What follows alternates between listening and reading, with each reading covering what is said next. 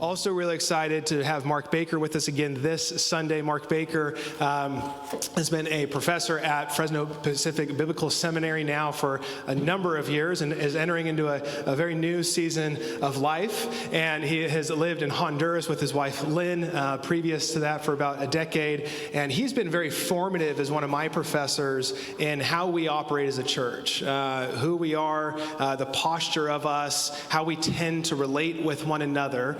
So he's kicked us off with the first part of the series last Sunday. If you missed that, I would encourage you to go back and listen. And today we want to think a little bit more of how this actually starts to get practical. After this, if anything intrigues you, I would encourage you to go grab one of his books. I might have space to give some away again. I gave some away last week, but at the back table, come connect with him afterwards, support him, and I think this will be some great gifts in your life and how you can keep living the ways in which we're talking about today. So can we welcome Mark Baker, please?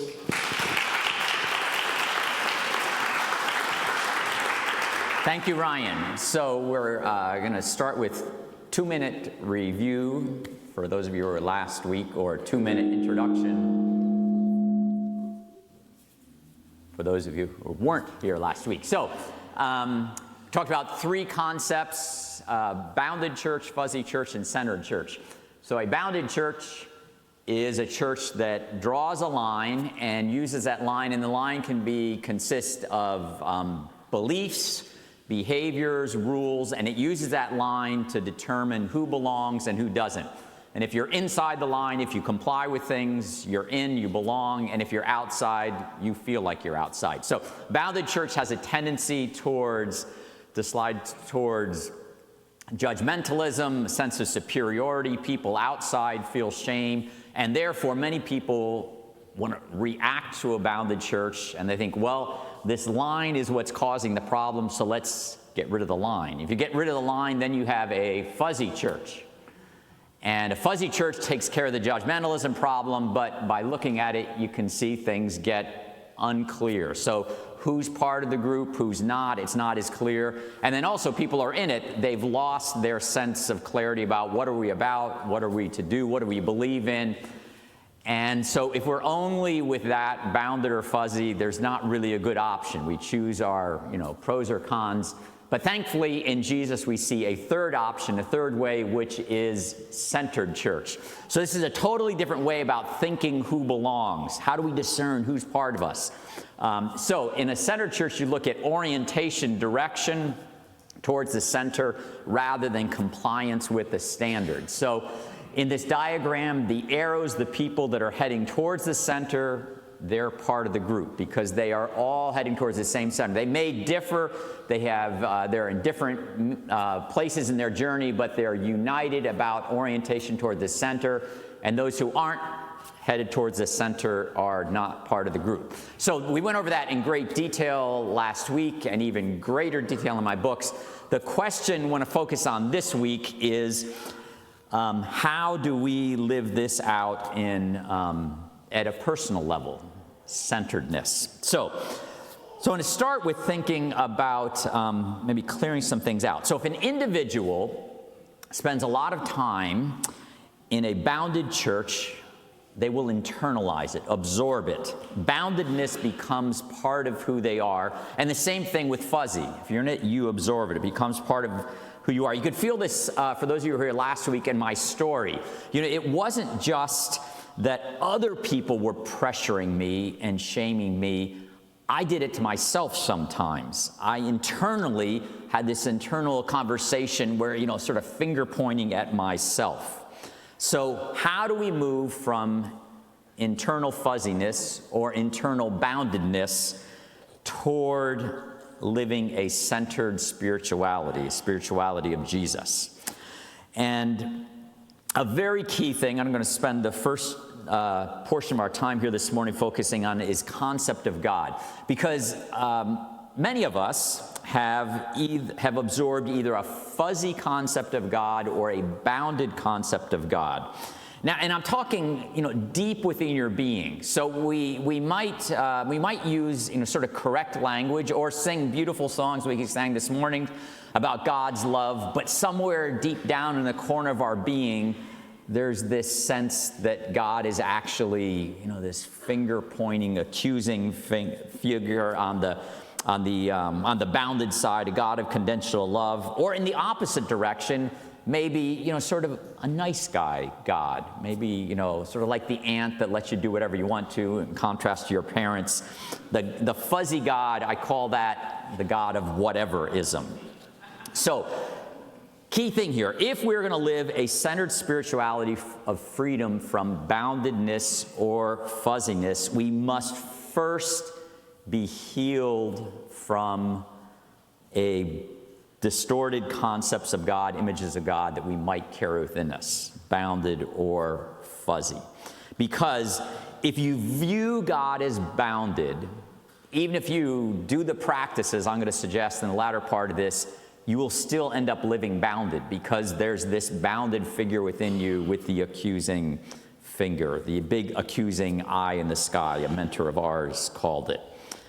So, I'm advocating for God being centered. Now, you might say, okay, Mark, that sounds nice, but how do we actually know maybe God is bounded, right? So, how do we know what God is like? The best way to know what God is like is to look at Jesus. Jesus is God incarnate, God in the flesh.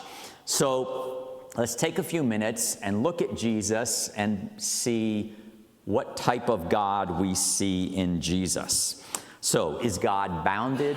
Is God fuzzy? Or is God centered? And when I'm saying is God centered, I mean, does God sort of, operate in that paradigm of focusing on direction, orientation, trajectory, rather than measuring status compliance with the line?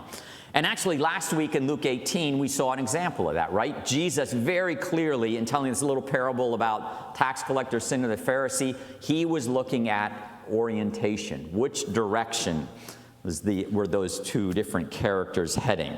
And this week, we're going to look at Luke 15. This merits much more time than we're going to give it this morning, and I go into great depth on this chapter, and invite me back sometime, and I'll give you a whole 40 minutes on Luke 15, but we're going to try to do it like 10 minutes, just hit some highlights this morning. So a few key observations. So if you have a Bible that you can open up to, Luke 15, the first verse says, "Now the tax collectors and sinners were all gathering around to hear Jesus." So these are people looked down upon, excluded, shamed by society, by religious leaders, but they're attracted to Jesus. They're attracted to the well, using the language from last week. Verse 2, "But Pharisees and the teachers of the law muttered." So Pharisees, religious leaders of the day, they muttered, "This man welcomes sinners and eats with them." So the picture, I sort of picture, the Pharisees are kind of off to the side because they don't want to associate with these people, but they're sort of looking at Jesus like, look at this guy, says he's a prophet, but look who he's with. Now, so they're clearly shaming, putting Jesus down. But imagine you're those tax collectors and sinners who are attracted to Jesus. Now these Pharisees come over and say, oh, look at this guy, look who he's hanging out with. Well, how do you feel? Where are you at in this picture? I mean, you're shamed, excluded, like they're reinforcing these are not good people. They are acting in a bounded way. You think back to that picture of the circle. The Pharisees are standing there, and they're saying to you people, you are outside the line, and Jesus should not be being nice to you and welcoming you, even eating with you. So they are practicing a bounded approach. So how does Jesus respond? So Jesus is right in the middle of this. These people are accusing him of bounded non-compliance. And these other people are being shamed by their accusation. How does Jesus respond? He tells 3 parables. Lost sheep, which we sang a little bit about this morning, lost coin, lost sons. And each of these parables serve as an invitation to these religious leaders, the Pharisees, to join in the celebration. Come in. So he's inviting them, leave your bounded ways. Come and join us. So the reality, Jesus is acting in a centered way in contrast to the Pharisees' boundedness. But he's also confronting the Pharisees. He's not fuzzy. And this gets even clearer when we look at the third parable he tells here in response to the situation in Luke 15. Parable we commonly call the parable of the prodigal son. I think it's better the lost sons or maybe the pursuing father, but let's read it. So, starting in verse 11. Jesus continued, right? So he's still at the same situation. These same two groups are still listening. There was a man who had 2 sons. The younger one said to his father, "Father, give me my share of the estate." So the father divided his property between them. Not long after that, the younger son got together all he had, set off for a distant country, and there squandered his wealth in wild living. After he'd spent everything, there was a severe famine in that whole country. He began to be in need. So he went and hired himself out to a citizen of that country who sent him to his field to feed pigs. He longed to fill his stomach with the pods that the pigs were eating, but no one gave him anything. When he came to his senses, he said, "How many of my father's hired servants have food to spare, and here I am starving to death? I will set out and go back to my father and say to him, 'Father, I have sinned against heaven and against you. I'm no longer worthy to be called your son. Make me like one of your hired servants.'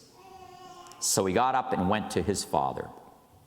But while he was still a long way off, his father saw him, filled with compassion for him.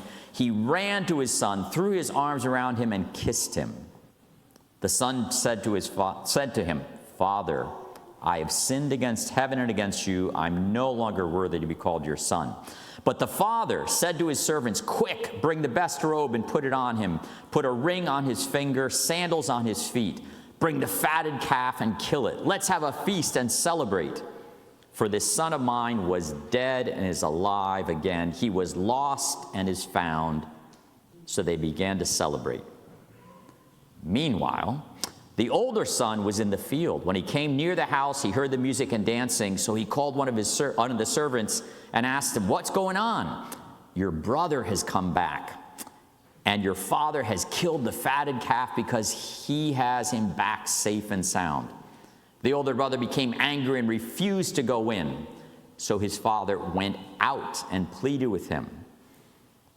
But he answered his father, 'Look, all these years I've been slaving for you, never disobeyed your orders, yet never even gave me a young goat so I could celebrate with my friends. But when this son of yours who has squandered your property with prostitutes come home, you killed a fatted calf for him.' 'My son,' the father said, 'you are always with me. Everything I have is yours. But we had to celebrate and be glad because this brother of yours was dead and is alive again, was lost and found.'" In this parable, so the father in the parable represents God. And in the parable, we see that God, the Father, prioritizes relationship over rules. Prioritizes relationships over rules. We also see through the parable that turning is key. Right? What did the younger brother do? He's off there in that distant lands, and he literally turned to go back. He repented. He said, "I'm a sinner." No longer repent. He turns, and that's the centered way. We look at turning, look at orientation. And he doesn't have to go home. The father doesn't say, "Okay, well, we'll let you in, but you need to pay for damages." He doesn't have to prove himself. He's welcomed back. He turned, and he is included. So the father acts according to the centered way, trajectory, direction. How about the older brother? So the older brother thinks, "I'm the good guy, right? Never broken any of the rules." What's he doing in that moment? I mean, picture this being a family gathering, and here some child is out front yelling at his father, "What are you doing? Why are you giving him a party? Like, he is in that moment embarrassing his father, causing disgrace. And what's his attitude toward his brother? So I think this matches up with these Pharisees, the religious leaders that are listening. They're bounded. They think we're on the right side of the line, like the older brother. But through the parable, Jesus is confronting them, saying, "You're not quite as good as you think you are. And in fact, at this moment, you're out of line, out of orientation. But Jesus, in a centered way, he's not bounded. He doesn't say, forget you. He invites them in. Come in. So, God is not the big accusing eye in the sky. God operates in a centered way. So, great diagrams I showed you, borrowed from Paul Hebert, but, they're just diagrams, and there's weaknesses. I say, every metaphor limps, and diagrams do as well. So a weakness with the diagram is the center just sits there, right? And the center is God in the diagram, so we're looking at, well, what's your orientation to God? But the center, God does not just sit there. And we see this so clearly in this parable. We sang about it this morning. The overwhelming, never-ending, reckless love of God, next line, chases us down. And what do we see in the parable? The Father goes towards, pursues the Son. The center moves. So through Luke 15, Luke 18, they both demonstrate God is not the bounded God of conditional love, nor the fuzzy God of whateverism, rather the loving God who uses the centered approach. If we as individuals are going to live in a centered way, we must cleanse our system of images of fuzzy God and bounded God. And I have two suggestions on how to start working at that. One, sometime this week, take 5 to 10 minutes each day and imagine Jesus, or God, like the Father in the parable, looking at you with love. So take a few minutes each day and look at God looking at you with love. Just soak it in. Let it wash out some of the toxins of that distorted concept of God that have infiltrated our beings. So because these toxins are in our systems, or at least for many of us, one quick sermon, a few minutes on Luke 15, 1 week of praying is not enough to flush it fully out of our systems. So, second thing, I encourage you, find a preacher, an author that proclaims with clarity the God of unconditional love, and just keep listening to them, keep reading them. For me, some years ago, I had a book of Karl Barth sermons, and I had a bunch of tapes. This was a long time ago. Earl Palmer tapes, and I just kept reading through the book. I'd get to the end, I'd start over, and I kept listening to Earl Palmer sermons because I knew they would present a God of unconditional love. Well, those are two great suggestions. Pretty old, well, actually now dead, white men. There are other possibilities today, other options. I encourage you, talk to your pastors, ask for resources, people you can listen to, spiritual disciplines you can practice that will pour clean water into our beings, dilute the toxins that we may have from a bounded or fuzzy God within. Okay, I'm now shifting to part 2 of this, but I wanted to underscore what I've done here. I'm going to turn to some practices to do, but I've spent more than half the time talking about our image of God. Because, again, the reality is, if we don't deal with distorted concepts of God within us, these practices are not going to lead to center living. So, and just a reminder, in the spirit of centeredness, there's a little, at a moment here, I'm trying to wash some toxins out of you.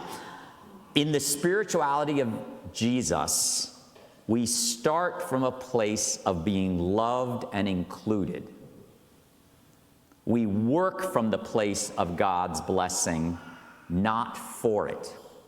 See, these are not practices to earn God's blessing. We have God's blessing. Okay, so a few practices here. First of all, evaluate orientation rather than compliance with a standard. Centered church discerns who belongs, who's part of the community, by looking at people's orientation to the center. So let us do the same thing with ourselves. When we're in inner conversation with ourselves, evaluating, let us look at ourselves as Jesus does, as the father in the parable did, rather than the way the Pharisees in Luke 15 did. They evaluated compliance with the standard. Let's evaluate orientation, direction. Okay, now, as I said this line up there, I have this sense of caution. We are not throwing out standards. So it doesn't mean forget standards, but we're evaluating fundamentally first trajectory, direction. Secondly, bounded and fuzzy both can lead to stagnation. You know, in a bounded church, you cross the line, you're in, you're good, you don't have to move anymore. And a fuzzy, like movement isn't required at all, it's fuzzy. But in the spirituality of Jesus, orientation is fundamental, and so is movement. So it's not just the question of, am I headed in the right direction, but am I moving? What is the next step to take? What is my next step in becoming more Christ-like? So I want to take a sort of a sub-point here to bring these first two together, and then also I think this is a really, well, I find it a helpful way to think about standards. So I'm going to, in my book, I have a section on membership, because that's a question often comes up. Well, how do you do membership in a centered way? And so I have a section in the book on that, and I have examples from 3 or 4 different churches, because there's no one way of doing it. And one of the examples is from Mile High Vineyard Church, Denver, Colorado. So this is a contribution to the book by your very own pastor, Ryan. So this would not be in the book if Ryan hadn't connected me within, and I'm very glad for Ryan's contribution. Anyways, so Mile High Vineyard, they have, they do a covenant practice for membership. And they have this whole list of things that people covenant themselves to. I'm just going to read you just the selections from it. If you want to look at it later, page 220 of the book. So they say, as a covenant partner, so these are things: attend weekend services regularly, honor all marriage commitments, covenants, seek to display Christian character, tithe, cultivate a lifestyle of neighboring and service, use my spiritual gifts to serve and build up the Christian community. So those are standards, and pretty clear ones. And people have even read the list and said, Mark, why do you have this bounded example in your book? Because they just hear something like tithe and they think, oh, that sounds bounded. But here's the key line at the top of this list. Mile High Vineyard, they say, therefore, as a covenant partner in my church, I commit to grow into the following. And that little phrase there changes the character of the whole list, right? They're not saying, okay, you better be here every week or you're not in. What are they saying? I'm committing to grow into this. And you feel that process, that's movement language. It's not you've arrived, it's we're on a journey, we're process. So I encourage you, practice that with yourself. I'm committed to grow into this. What is your next step in becoming more Christ-like? Thirdly, something I have learned from my wife, Lynn, who is here with us this morning, is to use that parts language is helpful. So rather than applying it to this specific thing, rather than saying, I'm bounded, I have a bounded part. Now, this is really important. I think for one thing, it allows for more honesty, right? Because I don't want to say I'm bounded, right? I mean, I've written a book on Centered Set Church, so it'd be kind of embarrassing to say, but actually I'm bounded. But I can, with all honesty, say to you, I have a bounded part within me. It's still there. I'm working on it. So it allows for honesty, for recognize, yeah, we have, a bounded part or a fuzzy part within us, even if we're seeking to be more centered. So then, recognizing that, have these elements in us, how do we respond to that part? So I'm calling for responding to our bounded or fuzzy parts with loving confrontation. And loving is a key word in that, not finger-pointing confrontation. So example, and again, this parts thing, here's an example of loving confrontation to my bounded parts. So I find myself either being bounded to someone else or treating myself in a bounded way. What I do when I observe that, 2 steps. First of all, compassion and tenderness.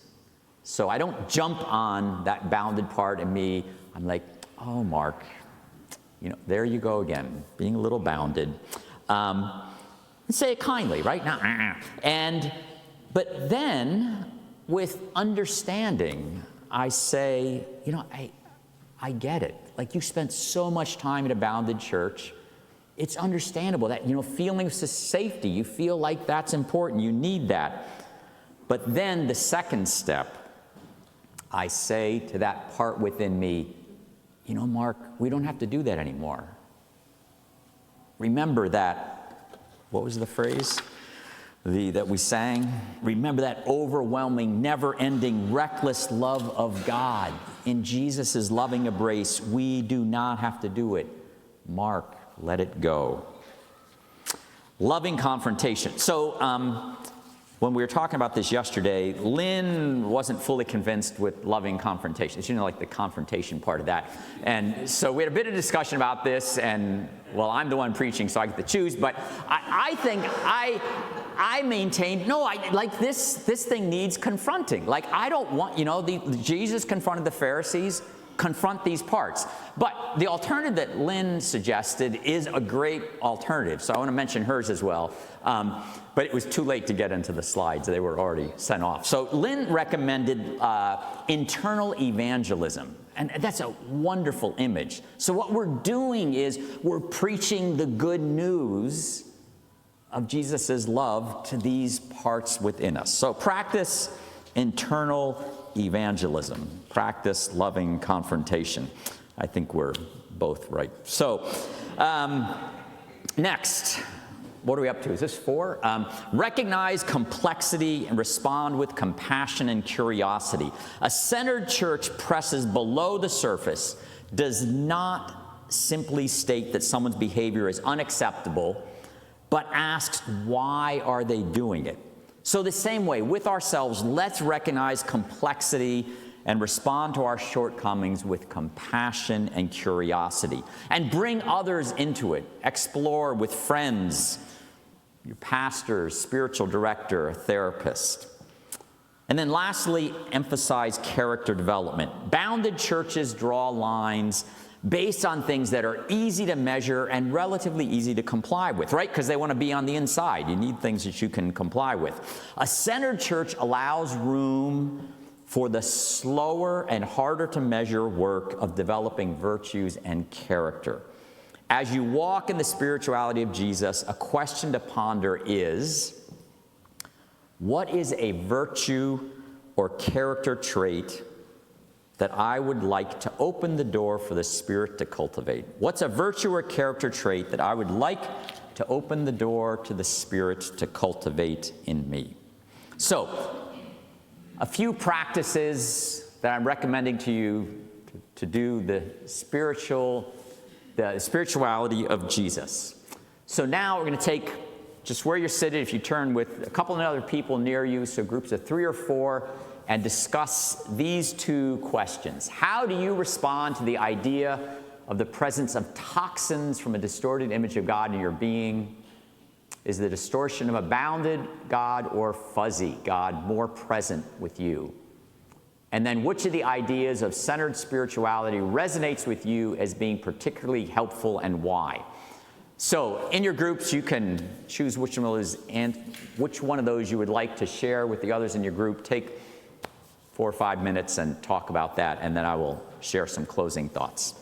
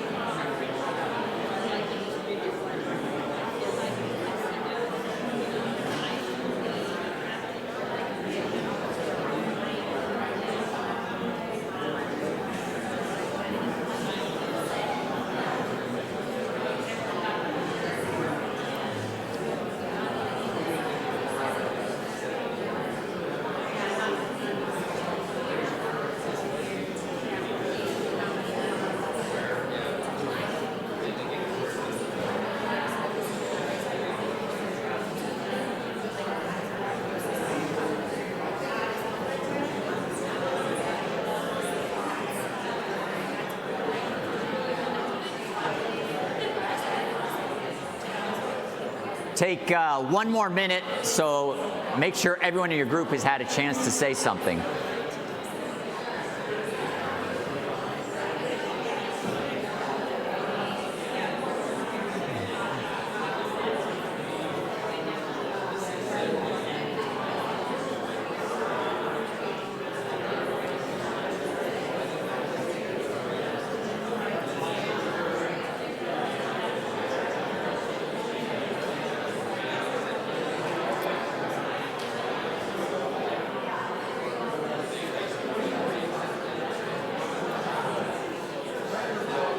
Okay, let's come back together, please.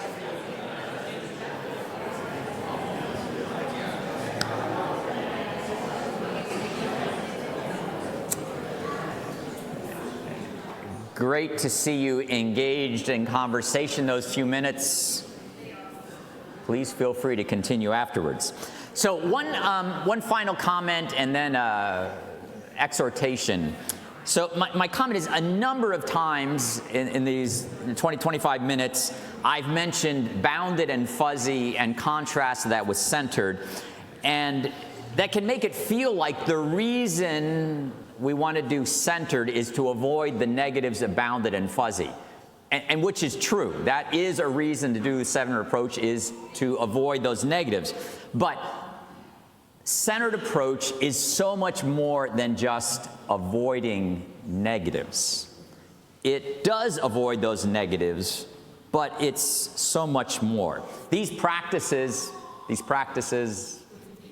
listed behind me, thank you, will lead to a richness way beyond what is possible in bounded or fuzzy spirituality. God calls us to these practices because God loves us. This is a better way. So, seek to do these things not to earn God's acceptance and love. Rather, as people already loved by God, do these to experience the richness of living more fully as the people God has created us to be.